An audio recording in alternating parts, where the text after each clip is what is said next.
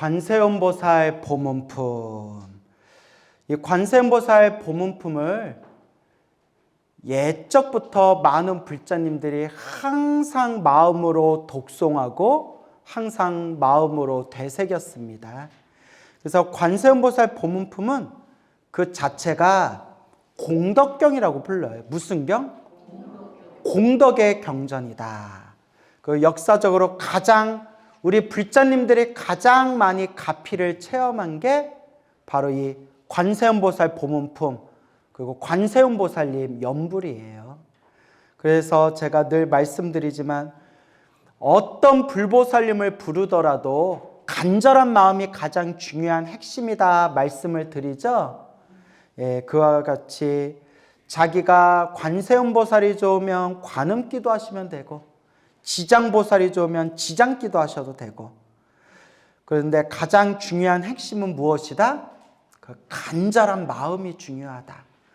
그런데 유독 많은 우리 불자님들이 유독 그래도 관세음보살을 가장 좋아하는 것 같아요. 그 이유가 뭘까요? 뭘까요? 일단 관세음보살 이미지가 딱 엄마 같은 이미지, 그죠? 뭔가 어머니 같은 이미지. 예? 옛날부터요. 옛날부터 들어봐서. 예. 어쩜 그렇게 해석을 잘 해주세요, 보살님. 중간에. 반만 듣고 딱 해석해 주시네. 그래요. 야. 그래서 이 관세음보살 보문품을 여러분들이 귀로만 듣지 마시고 닦으셔야 돼요. 뭐 해야 돼요? 닦아야 된다라는 걸 명심하시기 바랍니다. 알겠죠? 자, 그러면 우리 한번 동그라미 좀 한번 해볼까요? 47페이지 우리 저번 시간에 읽었던 부분. 선남자야, 어떤 나라 중생을 제도할 때 부처의 몸으로 제도할 이에게는 무엇의 몸을 나타내요? 네, 관세음보살이 무엇의 몸을 나타내요? 부처의 몸을 나타내요. 자, 부처의 동그라미. 부처 동그라미. 두 번째는 부처 동그라미하고 1이라고 적어주세요. 1. 숫자를 붙입시다. 1. 적으셨어요? 그 다음에 뭘까요? 그렇죠. 뜬금없이 휙 넘어가면 안 돼요. 벽지불의 동그라미. 벽지불. 2. 그 다음에 성문.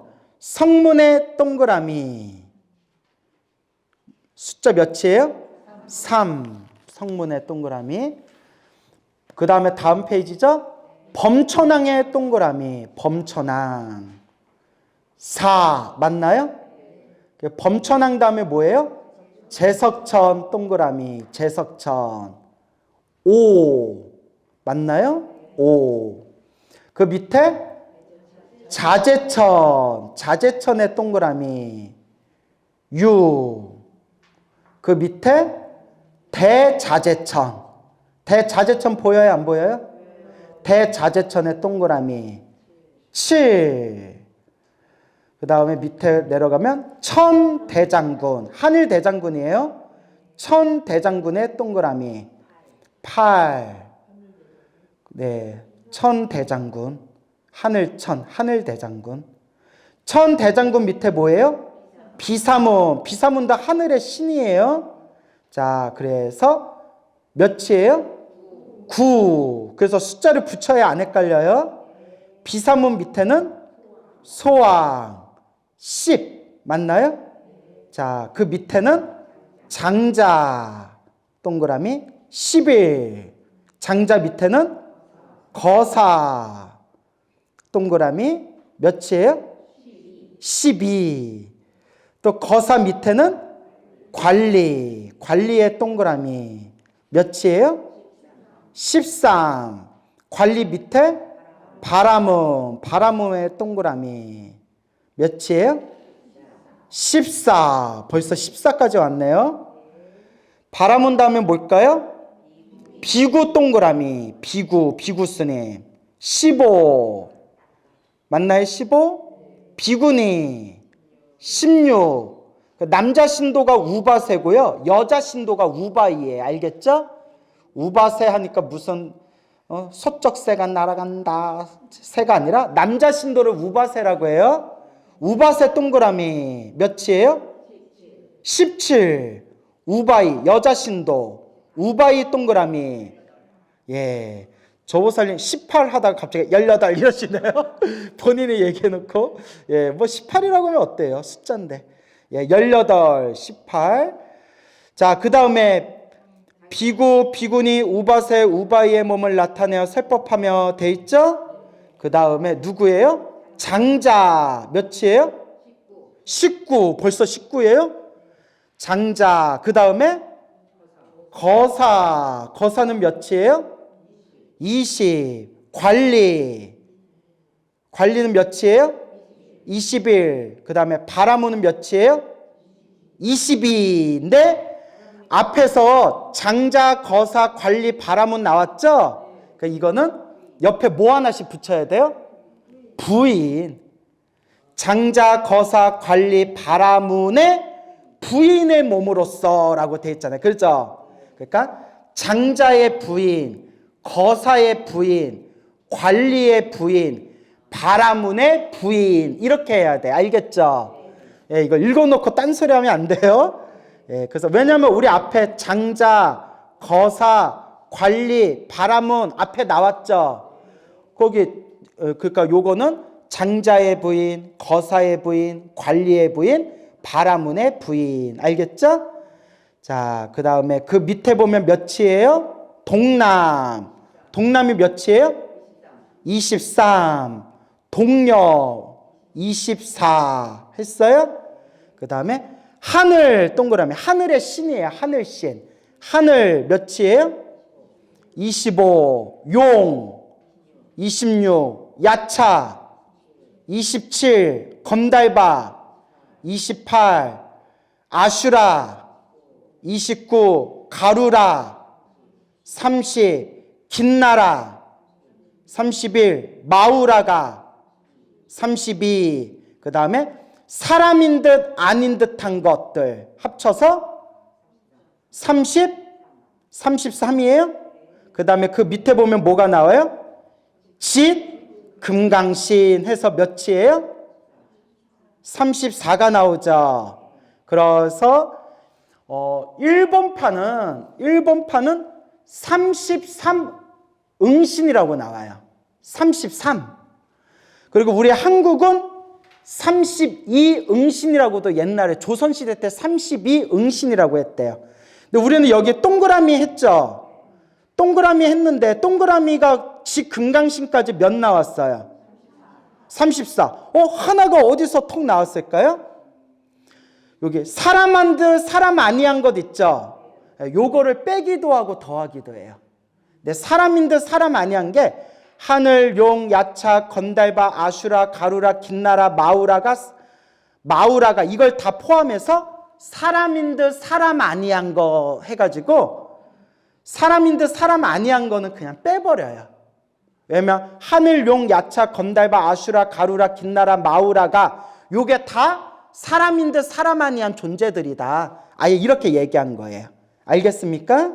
예, 그래서 이렇게 동그라미로 이렇게 이제 우리가 하나하나 체크를 했고 사람인 듯 사람 아닌 듯한 것 빼버리면 모두 몇 개예요? 33응신이라고 불러요. 33응신. 자, 이해되시나요? 그래서 이제 설명하는 책마다 조금씩 내용은 달라요. 네, 요 정도 알아두시면 될 것 같아요. 그래서 이러같이 여러 형상들의 수많은 모습으로 몸을 나투어 누구를 제도한다? 온갖 중생들을 다 제도하신다라는 그런 내용이 되겠습니다. 그래서 우리가 관세음보살 간절하게 기도하면 우리 중생들을 이와 같이 온갖 모습으로 제도해 주시는 이 관세음보살님을 그래서 두 글자로 뭐라고 표현하느냐? 보문이라고 해요. 무슨 문? 네. 넓은 문으로, 그러니까 온갖 모습으로, 온갖 문으로 중생을 자유자재로 제도한다 해서 보문이라고 부르는 거예요. 그래서 우리가 나무, 보문, 시현, 원력, 홍심, 대자, 대비, 구고, 군왕, 관세음 보살 이러죠. 보문. 넓은 문으로 온갖 모습을 나타서 중생을 제도하신다. 그래서 관세음 보살 무슨 품이에요? 보문품인 거예요. 넓은 문으로. 그래서 이와 같이 온갖 모습으로 널리 중생을 제도하시는 분이 바로 관세음 보살님이시다라고 우리가 생각해 볼 수가 있겠습니다. 아시겠죠? 그래서 자 47페이지로 넘어와서요. 선남자야, 어떤 나라의 중생을 부처의 몸으로 제도할 이에게는 관세음보살이 부처의 몸을 나타내어 설법하며 돼 있죠. 그래서 부처, 벽지불, 성문 이렇게 돼 있죠. 부처, 벽지불, 성문. 이건 이제 깨달은 자의 몸으로 나투신다는 거예요. 깨달은 자.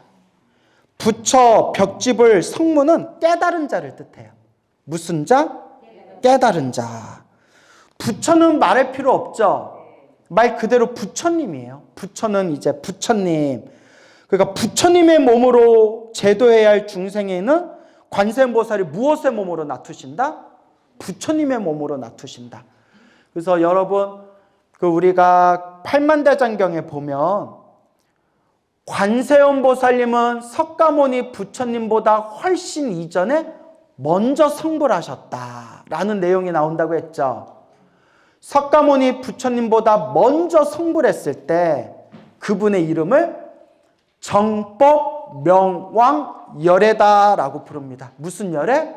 정법명왕열애. 정법명왕열애. 정법명왕열애 부처님. 그래서 요걸 근거로 삼아서 관세음 보살님은 이미 성불하신 분이다라고 이야기를 해요. 큰 스님들 법문에 보면 관세음 보살님이 이미 성불하신 분인데 중생을 제도하기 위해서 또 석가모니 부처님이 널리 부처님이 법을 펼치는 걸 옆에서 도와주기 위해서 무엇의 몸으로 지금 활동하고 계시는 거다? 관세음 보살의 몸으로 활동하고 계시는 거다라고 그렇게 이제 이야기를 하는 내용도 있습니다. 그래서 우리가 불교 공부를 할 때 여러분 이 팔만대장경이 너무나 바다와 같이 깊어요. 그래서 경전 공부를 하다 보면 여기서는 이렇게 얘기하고 저기서는 저렇게 얘기하는 내용이 나와요. 예를 들어 관세음 보살님께서는 이미 석가모니 부처님보다 훨씬 이전에 성불하셨으니 정법명왕열애다라고 말한 경전도 있고요. 또 어떤 경전에 보면요. 아미타 부처님 극락세계에서 아미타 부처님이 열반에 드시면 아미타 부처님의 뒤를 이어서 관세음 보살님이 그 극락세계 교주가 되신다. 누구의 뒤를 이어서? 그 아미타 부처님의 뒤를 이어서 극락세계 교주가 되시는데 관세음 보살님이 극락세계 교주가 되실 때 보계사나 공덕불이라는 부처님으로 불리게 될 것이다. 이런 내용이 나와요. 그러니까 여러분 좀 내용이 이상하잖아요. 어떤 경전에는 관세음 보살님이 이미 뭐 하셨다? 성불하셨다. 그 성불하셨을 때 이름이 뭐였다? 정법 명왕열애다라고 해놓고 또 어떤 경전에 보면 머나먼 미래 세상에 아미타 부처님이 극락세계에서 열반에 드시면 그 극락세계에 새로운 교주, 그 극락세계에 새로운 주인이 출현하시니 그분이 누구시다? 관세음 보살님이시고 관세음 보살님이 극락세계 교주가 되실 때 그분의 성불하실 때 관세음 보살님이 미래 세상 성불하여서 극락세계 새로운 교주가 되실 때 보계사나 공덕불이라 불리게 될 것이다. 이러면 내용이 좀 안 맞잖아요. 그죠? 그러니까 그래서 큰 스님들이 뭐라고 했냐면 왜 경전마다 내용이 안 맞는 부분이 나옵니까? 이게 다 중생을 제도하기 위한 무슨 법이다? 방편법이다라고 퉁쳐요. 뭘 쳐요? 퉁쳐요. 그러니까 깊이 따지지 말아라. 불보살님이 중생을 제도하는 그 무량한 모습은 중생의 생각으로 헤아릴 수 있다 없다. 중생의 지식으로는 헤아릴 수가 없다. 이제 이런 내용이 나옵니다. 그러니까 좀 지식적으로 따지기 좋아하는 사람들은 성이 차야 안 차요? 성이 안 차죠. 뭔가 딱 부러져야 되는데. 근데 이제 여러분들 같이 순진하고 순수하고 뭘 따져. 부처님이 깊은 뜻이 있겠지. 라고 생각하는 분들은 이런 부분에 대해서 크게 고민할 필요 있어요? 없어요? 없죠. 결국 깨달아야 알 수 있는 일이에요. 뭐해야 알 수 있는 일이다? 깨달아야 알 수 있는 일이다. 그래서 대승경전에서는 아무리 사리불존자, 지혜제일 사리불존자 같은 그런 지혜를 갖춘 수많은 사람들이 이 헤아릴 수 없는 숫자만큼, 이 우주를 꽉 채우는 숫자만큼, 헤아릴 수 없는 숫자만큼 지혜제일 사리불존자와 똑같은 지혜를 가진 사람들이 머리를 다 짜내가지고 지혜를 일으켜도 부처님 마음은 헤아릴 수가 있다 없다. 감히 헤아릴 수가 없다. 이제 그런 내용이 대승경전에 나옵니다. 그래서 우리가 경전 공부를 하다 보면 점점 깊이 들어가다 보면 우리 중생의 생각으로는 헤아릴 수 없는 그런 심오한 그런 가르침들이 펼쳐져요. 그럴 때 이제 어떤 사람은 그냥 자기식대로 해석해버려요. 자기 깜냥으로 해석해버려요. 근데 이거는 위험하다, 안 위험하다? 위험한 방법이에요. 왜냐? 금방 말씀드렸잖아요. 우주를 꽉 채울 만큼 지혜제일 사리불존자의 똑같은 지혜를 갖춘 사람들의 머리를 다 짜내도 부처님의 그 심오한 마음은 헤아릴 수 있다 없다? 헤아릴 수 없다고 했잖아요. 근데 내 깜냥으로, 중생의 깜냥으로 그걸 꿰어 맞추면 그건 굉장히 위험한 사고방식이에요. 그래서 옛날 큰 스님들은 뭐라고 하셨냐면 굉장히 이게 어떻게 보면 그냥 퉁치는 얼렁뚱땅 넘어가는 말일 수도 있겠지만 적어도 수행을 열심히 하신 옛날 큰 스님들은 한결같이 이렇게 얘기하셨어요. 깨달아야 알 수 있는 도리다. 뭐해야 알 수 있는 도리다? 깨달아야 알 수 있는 도리다. 저는 근데 이제 저도 공부하다 보니까 부처님 가르침을 공부하면 공부할수록 알면 할수록 너무나 심오해요. 과연 나는 부처님 가르침에 그 팔만대장경에 얼마만큼 나는 알고 있는 것인가 라고 스스로를 되돌아보면 참 부처님의 위대한 가르침 앞에서 참 겸손해지고 겸허해질 수밖에 없어요. 그러니까 여러분 이해가 경전 공부하면서 이해가 좀 안 되는 부분은 잠깐 이렇게 밀어놓으셔도 돼요. 뭐 해야만 알 수 있는 도리다? 깨달아야 알 수 있는 도리다. 아시겠죠? 자, 그래서 선남자야 어떤 나라의 중생을 부처의 몸으로 제도할 이에게는 관세음보살이 그 부처의 몸을 나타내어 세법한다 라고 돼 있죠? 그래서 부처 완전한 깨달음을 얻은 분을 부처님이라고 불러요. 뭐라고 부른다? 부처님. 그래서 자, 따라해 보세요. 앞에서 누누이 설명드렸지만 또 복습 삼아서 따라해 보세요. 지혜와 자비와 복덕과 신통. 예, 지혜, 자비, 복덕, 신통을 완벽하게 갖추신 분, 그분이 부처님이에요. 알겠죠? 그러니까 마음이 부처다, 마음만 깨치면 부처다. 이론적으로는 맞지만, 이론적으로는 맞아요. 하지만 경전에 나오신 경전, 부처님 경전에서 중생들을 널리 제도하시는 우리가 부처님이라고 공경하는 그 부처님의 모습은 지혜와 자비와 복력과 복덕과 신통을 완벽하게 갖추신 분. 이걸 네 글자로 뭐라고 하냐면 자체, 맞췄어요. 따라해 보세요. 원만구조. 기억나시죠? 원만은 완전히란 뜻이에요. 구족은 갖췄다라는 뜻이에요. 원만 구족, 완벽하게 갖추셨다. 그래서 여러분, 마음이 부처다. 마음만 깨치면 바로 그 자리가 부처다. 맞아요? 틀려요? 맞아요. 이론상으로 맞다고 했잖아요. 맞아요. 단 마음을 깨쳤는데 부처님과 똑같은 능력이 나와요, 안 나와요? 그거는 아니에요. 그래서 이론과 현실을 제대로 이렇게 우리가 잘 살펴서 우리가 판단할 수 있어야 돼요. 마음이 부처다. 내 마음이나 부처님 마음이나 하나도 다를 바가 없다. 맞아요? 틀려요? 맞는데 우리 역사상에 마음을 깨치신 큰 스님들의 일대기를 보면 부처님과 똑같은 지혜와 자비와 복덕과 신통을 자유자재로 쓰신 분이 있어요, 없어요? 없잖아요. 큰 스님들이 대단하지만 부처님하고 비교해보면 좀 어때요? 어른아이 옆에 애들 같은 느낌이잖아요. 제 말이 틀렸나요? 네, 맞잖아요. 우리는 몰라요, 스님. 뭐 이런 분위기인가요? 예.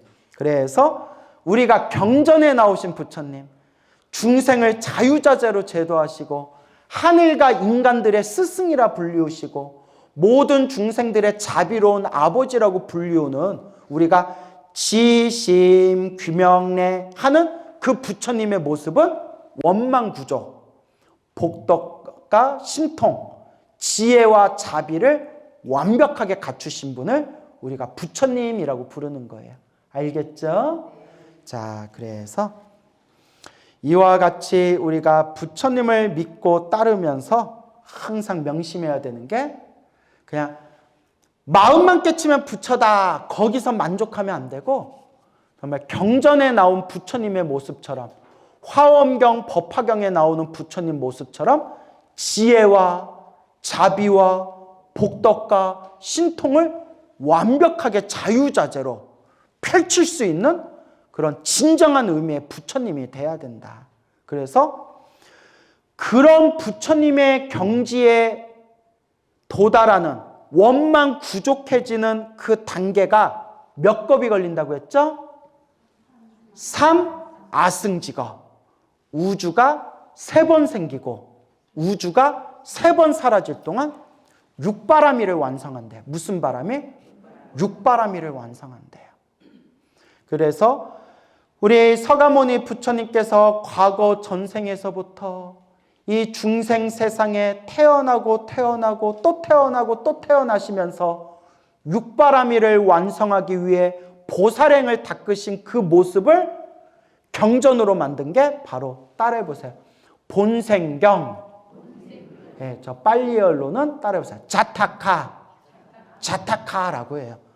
근데 그동안 우리가 봤던 본생경이 일본에서 번역한 일본어를 한글로 번역한 본생경이라는 경이 있었는데 이번에 그 빨리어로 된 자타카를 완역한 책이 얼마 전에 나왔어요. 엄청 두껍더라고요.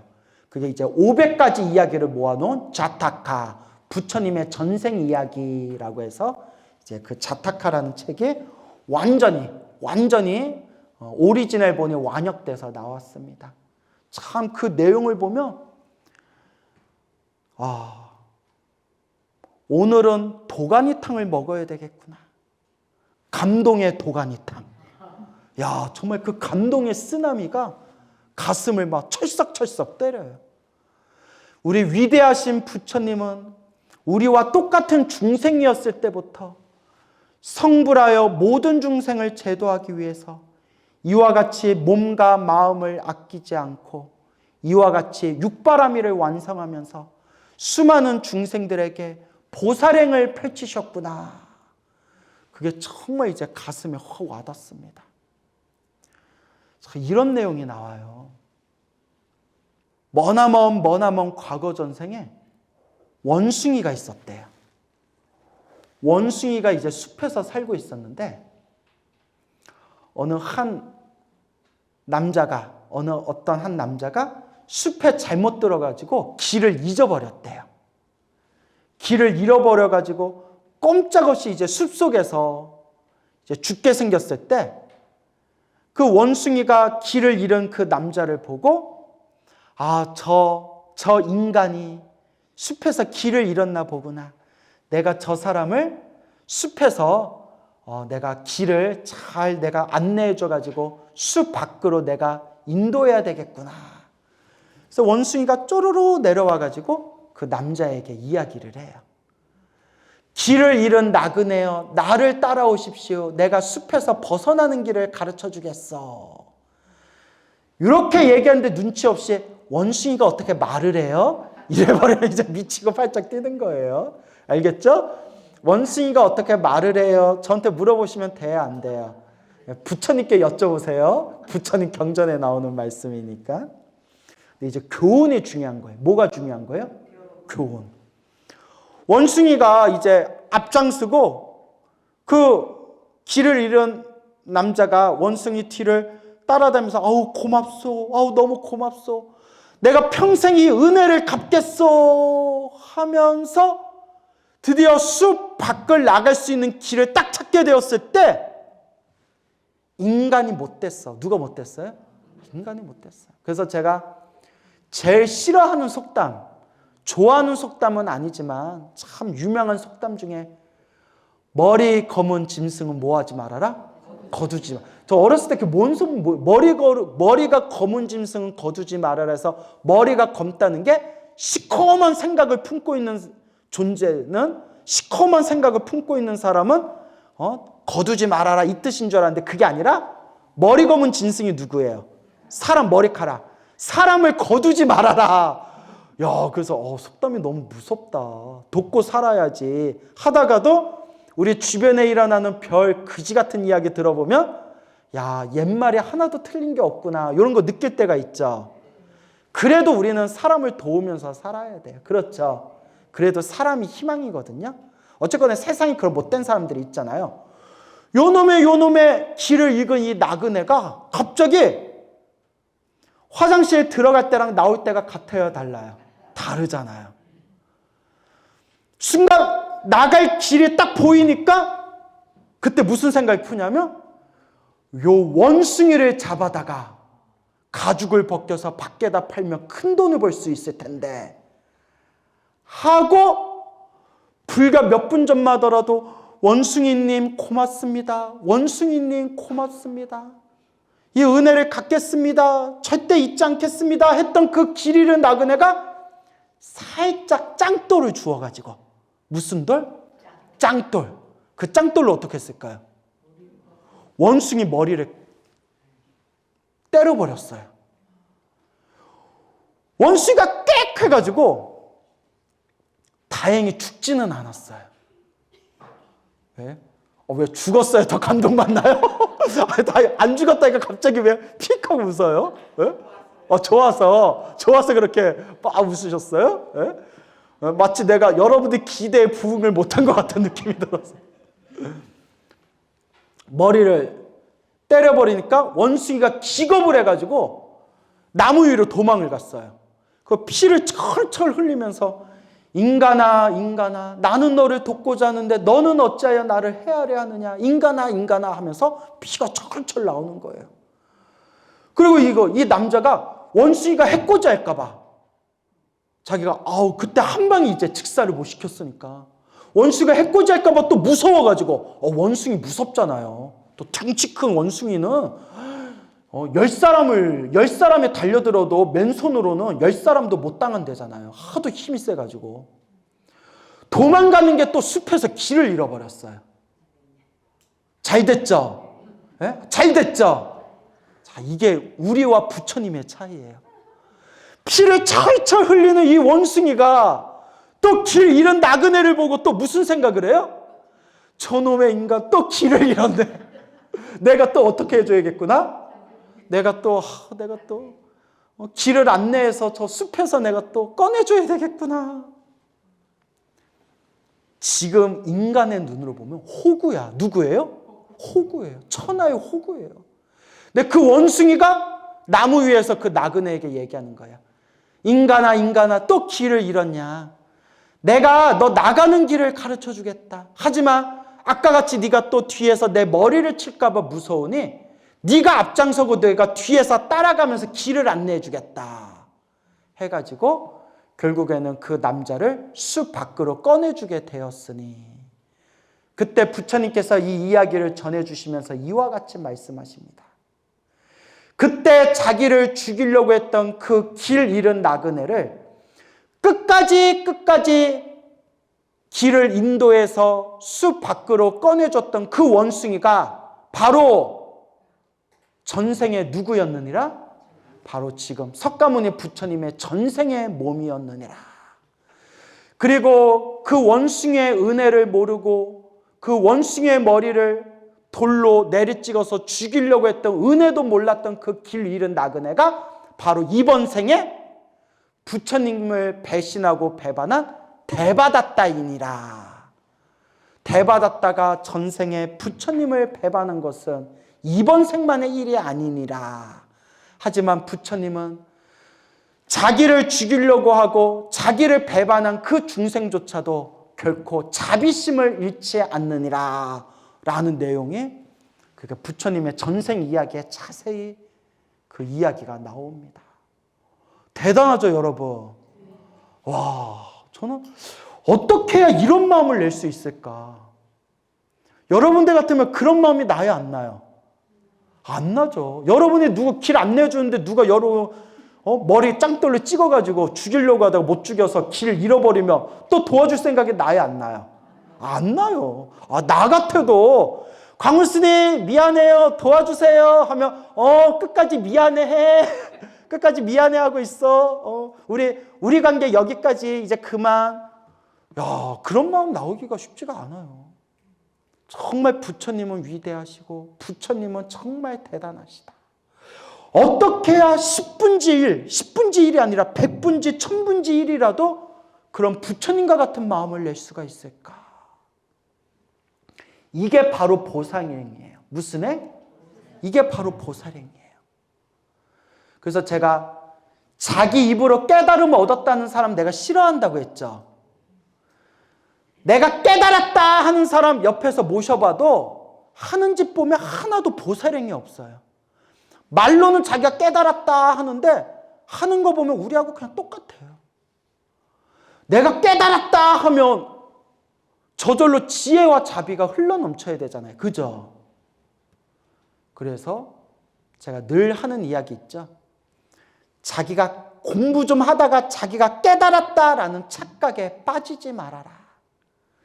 정말 내 공부가 깊어지면 내가 깨달았다, 깨닫지 않았다라는 생각조차 할 필요도 없이 자비와 지혜가 저절로 흘러넘치게 된다. 이게 바로 부처님의 가르침입니다. 그래서 여러분, 지금 당장은 우리가 따라할 수 있어요, 없어요? 지금 당장 우리가 못 따라하죠. 아직은 우리가 마음의 그릇이 작기 때문에. 하지만 그래도 우리가 희망이 있어요. 뭐가 있어요? 무슨 희망이 있냐?